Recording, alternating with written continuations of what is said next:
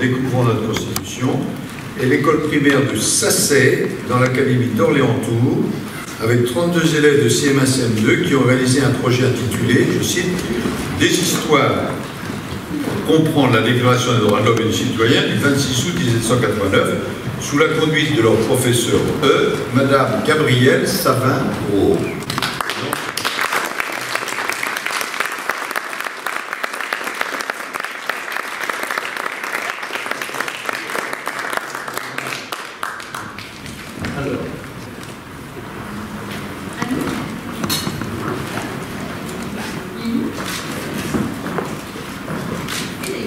Article 1er. Les hommes naissent et demeurent libres et égaux en droit.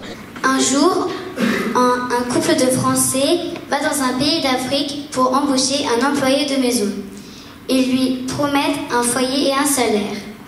De retour en France, ils lui prennent son passeport et commencent à la faire travailler. Elle doit nettoyer, cuisiner, entretenir le jardin, s'occuper des enfants. Elle travaille toute la journée, toute la semaine, mais elle n'est pas payée.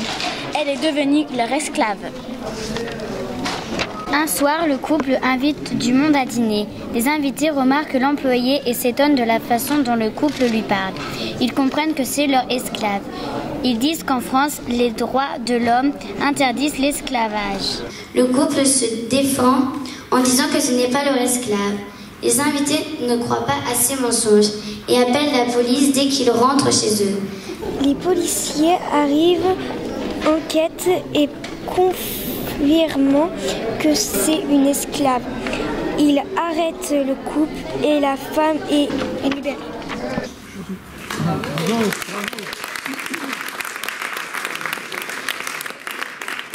Qui a eu l'idée de raconter des histoires sur chaque article?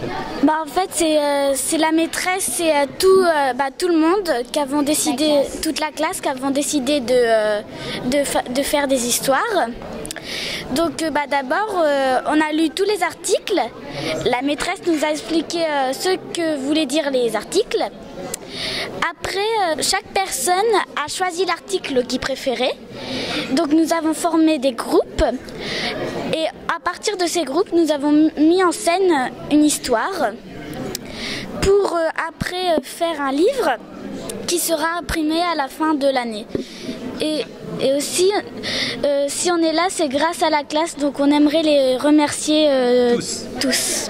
On a pris les articles les plus faciles, parce que les autres, on comprenait pas trop, du coup on les a laissés de côté, on a pris ceux qu'on connaissait bien.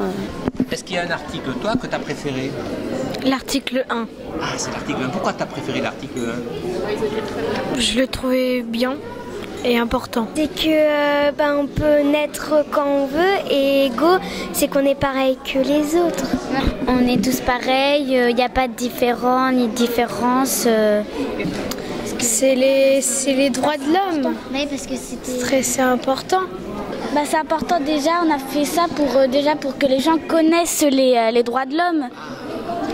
Parce que s'il y en a des fois qui ne connaissent pas les droits de l'homme, il faudrait vraiment qu'ils sachent que ça existe, les règles que ça consiste, la loi et tout ça. Avant de faire ce concours, est-ce que vous connaissiez ces articles?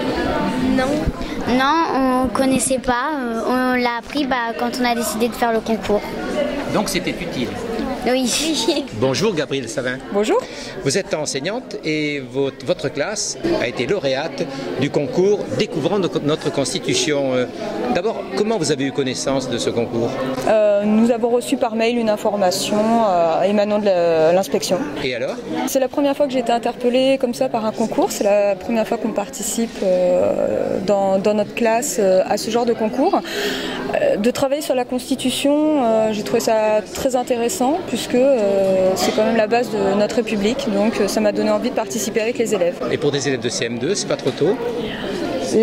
Alors, j'ai étudié les textes qui étaient proposés, le préambule de la Constitution. Au début, il y avait des choses intéressantes, mais je trouvais ça un petit peu compliqué. En regardant la Déclaration des droits de l'homme, j'ai toujours aimé ce texte et ça m'a donné envie de travailler avec eux. Et on a travaillé justement sur les différents articles. Alors certains articles sont compliqués, même pour moi ils sont encore compliqués, donc pour eux évidemment, mais il y a des articles tels que l'article 1er qui est tout à fait abordable pour eux, et justement de leur faire comprendre que c'est ce qui définit leur pays. Je pense que c'est ce qui a été fondateur de leur travail, de se dire vous pouvez être fiers d'être français parce que ce texte-là, ça vous définit vous et votre pays. Alors inventer une histoire ou bien trouver une histoire qui en fait permet d'expliquer, d'expliciter, de mieux comprendre chacun des articles. L'idée c'est un peu l'enseignant, un peu la classe, comment ça se fait? L'idée de la forme vient plutôt de moi, puisque l'idée première était de reformuler les articles, mais c'était compliqué pour eux. Et on a suggéré effectivement d'inventer des histoires qui mettaient en scène ces articles. Après, les thèmes des histoires viennent des élèves. Alors ils disent aujourd'hui qu'en fait, ils savaient qu'il y avait certains droits, certains devoirs, mais en fait ils ont découvert qu'il y avait quand même des textes qui les instituaient. Est-ce que ça c'est une victoire pour vous? Totalement. Totalement, là, ils ont pris conscience de certaines choses, de la liberté d'expression, de la liberté de chacun, parce que la liberté est quand même ce qui est peut-être le plus présent dans la Déclaration des droits de l'homme, et ils ont travaillé dessus et ils en ont beaucoup plus conscience maintenant. Donc au bilan, vous êtes lauréate certes, mais au plan du fonctionnement de la classe, qu'est-ce que vous en diriez? C'est très, très intéressant pour les élèves, ils se sont impliqués dans un projet, justement ça a permis aussi de souder la classe. C'est formateur, c'est vraiment formateur pour eux, c'est gratifiant la récompense, donc vraiment à tout point positif. Et venir à Paris, au Conseil constitutionnel? Absolument exceptionnel et des souvenirs merveilleux. Très bien, merci. Voilà. Ah mais comme ça vous aurez à la fois voilà. Ça vaudra de l'or cette signature. Voilà.